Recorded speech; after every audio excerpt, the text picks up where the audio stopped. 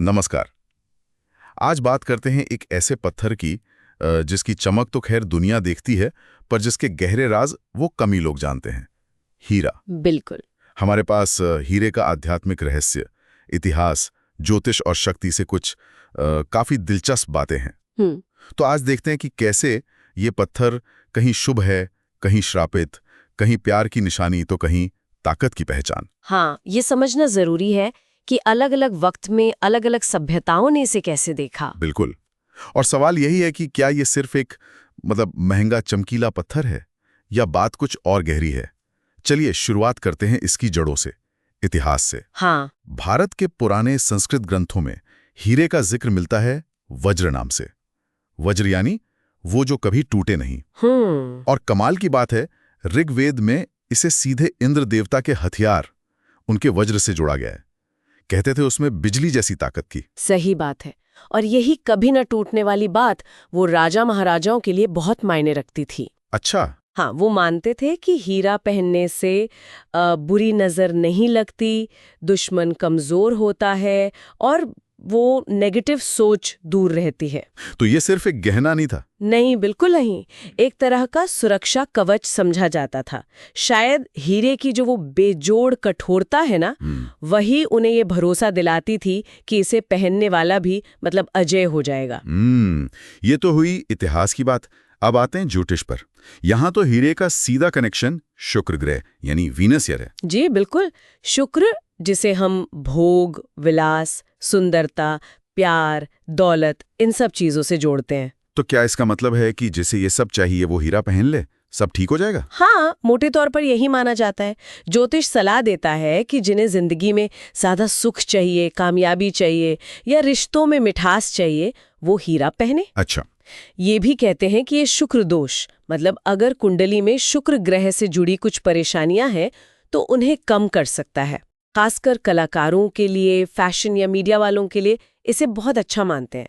कहते हैं कि उनका चार्म बढ़ता है इससे। लेकिन इसमें कोई पेच भी है? कोई सावधानी? बिल्कुल है, और ये जानना बहुत जरूरी है। देखिए, हीरा हर किसी को सूट नहीं करता। ओह। हाँ, अगर किसी की कुंडली में शुक्र कमजोर है या मान लीजिए गलत भाव में बैठा है, अशुभ स्थिति में है, तो हीरा पहनने से फायदे की जगह नुकसान हो सकता है। नुकसान? कैसा नुकसान? हो सकता है ये शुक्र की जो नेगेटिव चीजें हैं उनको ही और बढ़ा दे। इसीलिए हमेशा किसी जानकार, अच्छे ज्योतिषी से पूछकर ही इसे पहनना चाहिए। बिना सलाह के पहनना थोड़ा रिस्की हो सकता है। ये बात तो वाकई ध्यान रखने वाली है। और ये देखना भी दिलचस्प है कि सिर्फ ज्योतिषी नहीं, दुनिया भर की पुरानी सभ्यताओं ने भी हीरे को अलग अलग नजर से देखा। हाँ बिल्कुल। जैसे मिस्र में, वहां इसे भगवान की आंख मानते थे और फिरौन की कब्रों में रखते थे।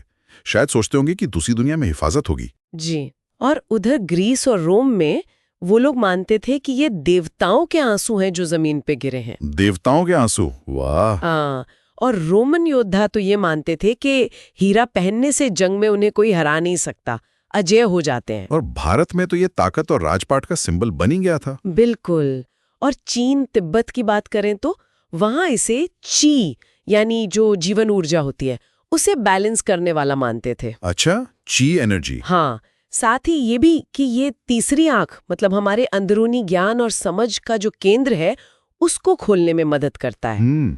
तो देखिए, नजरिया अलग अलग है ना। कोई देवताओं के आंसू कह रहा है, कोई तीसरी आंख खोलने वाला। बिल्कुल। पर एक बात कॉमन है, हर कोई हीरे को असाधारण रूप से शक्तिशाली, पवित्र या बचाने वाला मान रहा है। सही बात है। शायद इसकी चमक और वो कठोरता ही ऐसी है जो इंसान को हमेशा से दिव्यता और शक्ति का एहसास कराती रही है। कुछ स्पिरिचुअल एंगल। हाँ, कई पुरानी परंपराओं में ऐसा माना जाता था।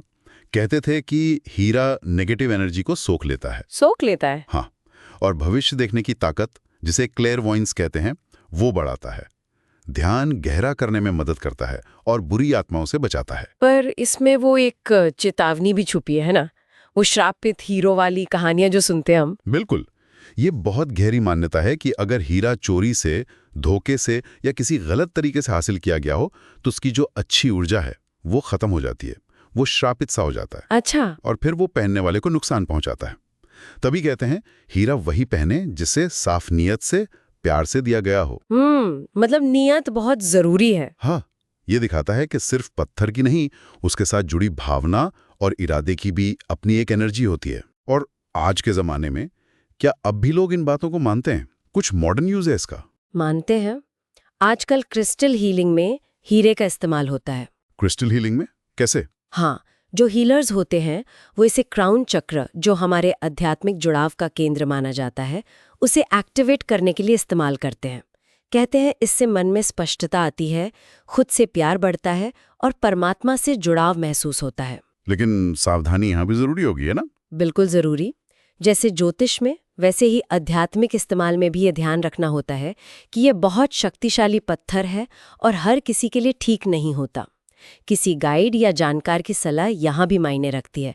इसकी ताकत को मतलब हल्के में नहीं लेना चाहिए। तो कुल मिलाकर ये साफ है कि हीरा सिर्फ एक महंगा चमकीला पत्थर नहीं है।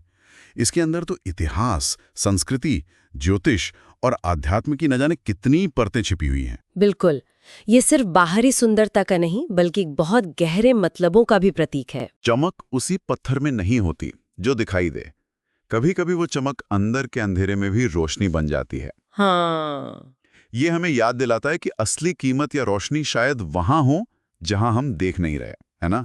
शायद हमारे अपने अंदर। सही कहा। और श्रोताओं के लिए एक जरूरी सूचना, कृपया ध्यान दें, ये बातचीत सिर्फ जानकारी और जागरूकता बढ़ाने के लिए है। इसे किसी भी तरह की मेडिकल, ज्योतिषीय या कानूनी सलाह ना समझें। जी हाँ, कोई भी रत्न पहनने का अगर आप सोच रहे हैं तो हमेशा एक भरोसेमंद और जानकार ज्योतिषी से सलाह जरूर लें।